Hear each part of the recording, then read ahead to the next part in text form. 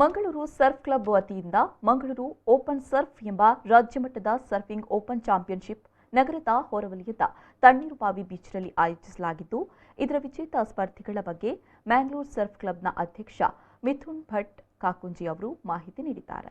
ಈ ಬಗ್ಗೆ ಮಂಗಳೂರಿನ ಪ್ರೆಸ್ ಕ್ಲಬ್ನಲ್ಲಿ ಸುದ್ದಿಗೋಷ್ಠಿ ನಡೆಸಿ ಮಾತನಾಡಿದ ಅವರು, ಮಾರ್ಚ್ 7ರಂದು ರಾಜ್ಯಮಟ್ಟದ ಸರ್ಫಿಂಗ್ ಸ್ಪರ್ಧೆಯನ್ನು ತಣ್ಣೀರುಬಾವಿಯ ಬೀಚ್ನಲ್ಲಿ ಆಯೋಜಿಸಿದ್ದು ಯಶಸ್ವಿಯಾಗಿ ನಡೆದಿದೆ.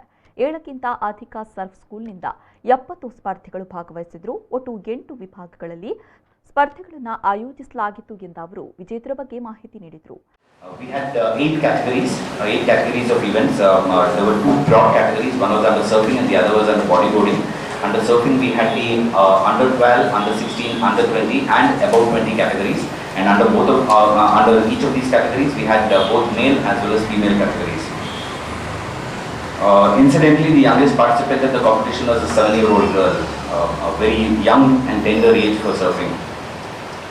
So yes, this is about the event in a nutshell.